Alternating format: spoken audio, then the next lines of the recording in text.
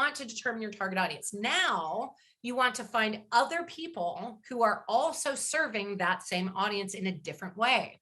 You want to serve this broad audience in a lot of different ways.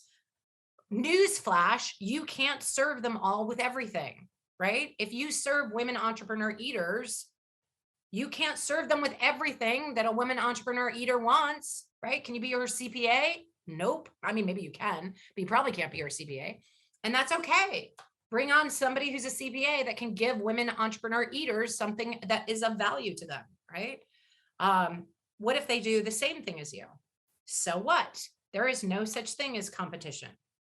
Right? I've brought people on to teach how to do speak to sell. I brought people on to teach how to do a TEDx. I've done both of those a lot, very well, but I'll bring other people on because it's a different perspective, right? So absolutely, anybody who serves your audience, even if they serve it in the same way you do, bring them on anyway. So you're going to find guest experts based on your target audience, which you just did. So number one, find your target audience. Women entrepreneurs or entrepreneurs. Okay, so once you find your target audience, then you find your guest speakers. Why are you finding your guest speakers next? Even if it's your own show.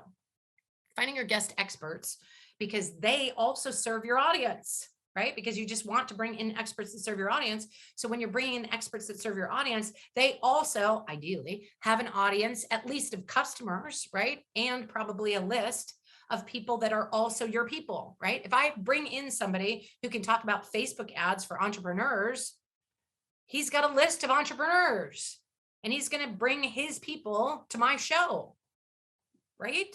If I interview him and have him talk about Facebook ads, he's going to bring his people to me. I'm going to bring my people to him. We're both serving that audience in a bigger way. And that they stack on each other. Okay. So know who to feature and who makes a great guest for your audience. Who makes a great guest for your audience is any question that your audience has that you don't answer. All right. And don't kid yourself. You do have the answer to a lot of these things, but don't kid yourself that you're the only expert on it. That you're like, oh, I can teach them how to do that. You probably can, but go ahead and get an expert to come in and teach them as well. Ideally, one that doesn't totally conflict with you. I'll give you an example. One of the experts that I feature a lot, her name is Orly Amore. Orly teaches people how to get paid speaking gigs, how to get paid before you put your loafer or your high heel on a stage. Okay. How to get paid. And she guarantees that you'll make 6 figures in income from paid speaking gigs. Now that's powerful, right? And I'm like, oh my God, my people, all of my speakers want to know how to get paid, right? One of her messages is, never, ever get on a stage without getting paid. I don't believe that at all. That is not in alignment with what I say, right? I tell people to get on podcasts, radio shows, TV. I tell people to get on 100 stages a year. Get on as many stages as you can. You're going to build your know, like, and trust. You're going to build your credibility. You're going to build your authority. You're going to get revenue from that. You're going to be able to drive business. You're going to be able to get exposure. You'll get the Oprah effect. There are huge advantages to getting on stages without getting paid. Huge. So when she comes to talk to my audience, she leaves that part out. Okay.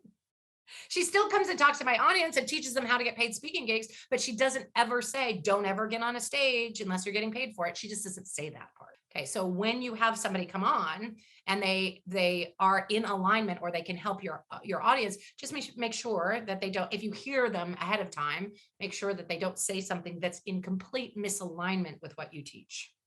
Now, it could be a different perspective. Like I teach people to go live because I love live. But I know that there's some advantages to recording. So if somebody wants to come on and teach about recording and how to make their recordings look good, absolutely. Come on in. Teach about how to edit video and all that stuff. My people don't know how to do that, and they're certainly not going to learn it from me. So I want my people to know how to do that, but I've done it, but I'm not going to teach on it. I'll bring somebody else to teach on it. I'm going to stay in my lane. Okay. My lane's pretty wide. I teach on a lot of different things. Okay. I'm going to let somebody else teach on that.